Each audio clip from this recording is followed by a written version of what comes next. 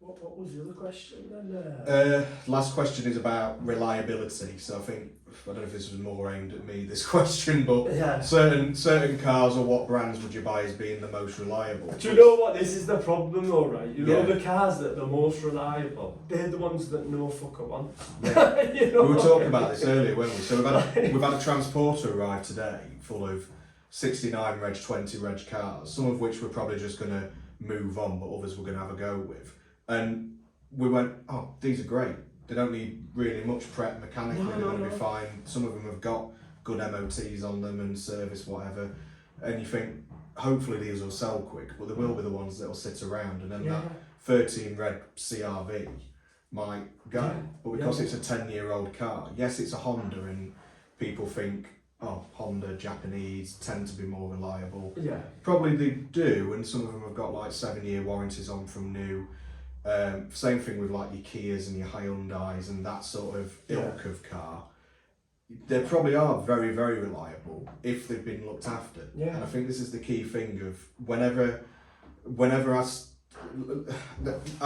knows I'm a big Mini guy, and everyone will always talk about timing chains and Vanos issues and all of that, that we know are the common things on Minis. But that only really happens if the car's not been looked after. Yeah, haven't been serviced. If any car's got good service history with it, if it's been well cared for, if it comes into you as a part exchange and it's had a wash, it gives you a good sign to say that car's been looked after. Yeah. So I think reliability is kind of, you've got to play it by ear. You've really got to do your research get to know behind your core Yeah. set of cars that you have. Know the stuff that's going to sell. Like, we know Ford's more or less inside out now, don't we? Because we'll try and concentrate on buying 1.2s and 1.5s. Very rarely we'll do an EcoBoost now because we know what problems those engines have. And even if we get them cheap, I still don't want it because I just don't want the bollocks that comes with it. Because we've had two recently that we and even if just keep coming back. Yeah, so, but it can happen with any. I mean, I'd love a pitch full of Honda Jazzes. I mean, it'd be great. Yeah. You know, nothing would go wrong with them ever. But would we get a buzz out of just selling Honda Jazzes? We wouldn't know. But also, Honda Jazz is a perfect example of this, because that like mid-2000s, you know, like 2004 to 2011 sort of shape Jazz, the like really boxy, sloped front one. Yeah.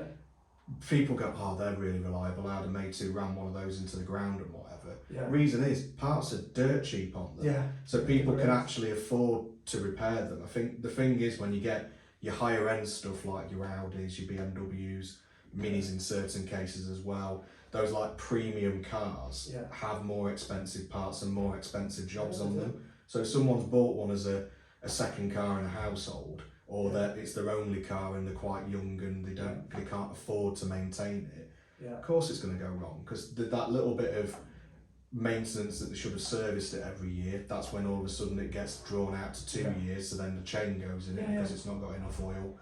That's when your problems start. So look at, don't concentrate on the model. Obviously know about your engines and know about your brands.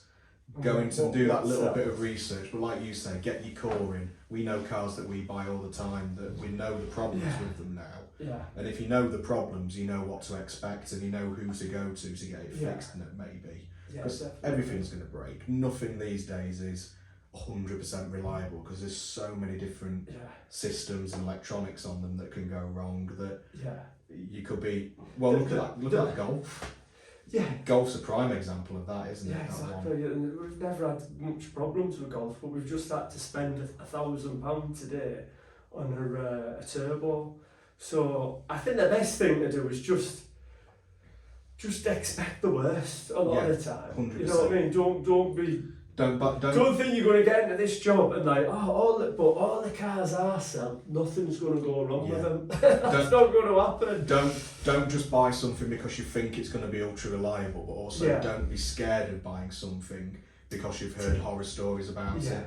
Just concentrate on finding the best example of it that you can for the money, and be ready for those problems to occur if they do. Just get knowledgeable about your cars. I mean, like we've got all these lovely 19 plate cars in at the minute. It fills you with confidence that nothing's going to go wrong with them. Yeah. But the problem we've got is a lot of them, they're going to be hanging around a while because we're up against the car supermarkets. Exactly. So then what do? Do you go and buy a load of like Gulf TDIs that are like 10-year-old, which will probably fly out because they're cheaper, but they're going to give you a lot more headaches. Yeah, you're gonna So get things like- that's what you've got to work out in your head. That's why I'll always say, like, there's riches and niches. Just find some niche of a car that, not that you necessarily love, because I think once you get attached to cars, that's when you find it difficult, and it's also when you go down the route of trying to make everything perfect on them. You'll get to that point trying to find like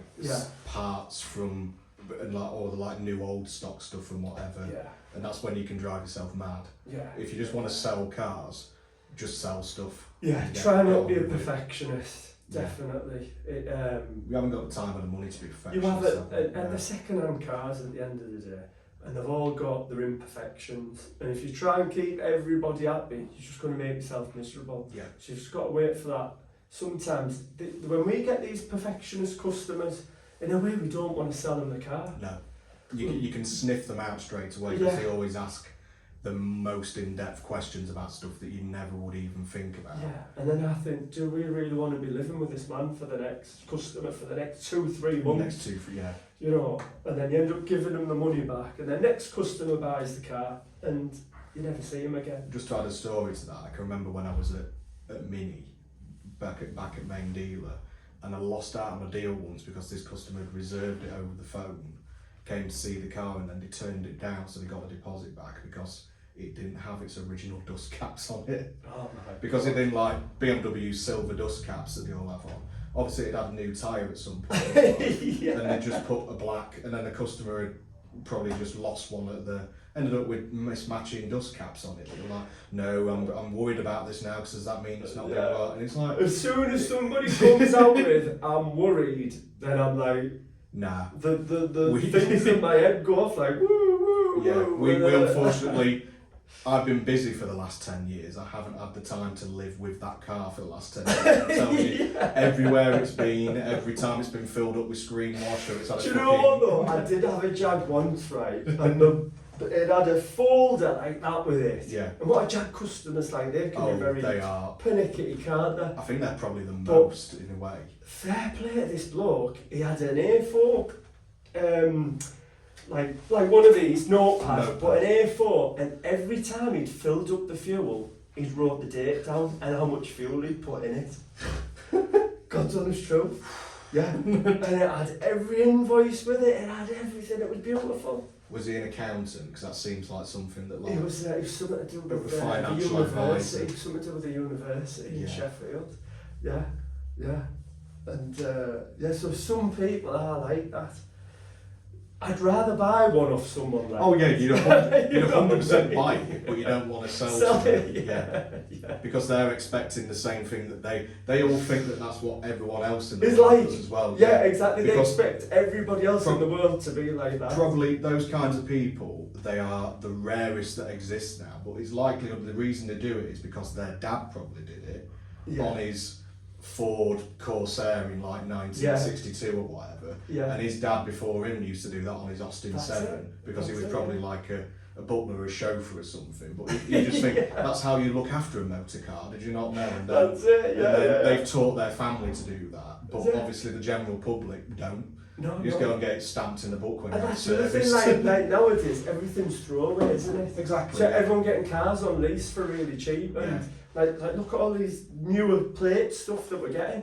If I had a new car, I would look after it. I'm not saying I don't look after I look after every car. Yeah. But when it's a newer one, but some of these newer cars we get in, what are they like? Piece of the trim missing, knocks and bangs on them, and it's like, who looks after that? But again, also as well, all this lease stuff happens. People buy at the top end of the budget, so they can only afford, if they're paying a payment that's like $329 a month.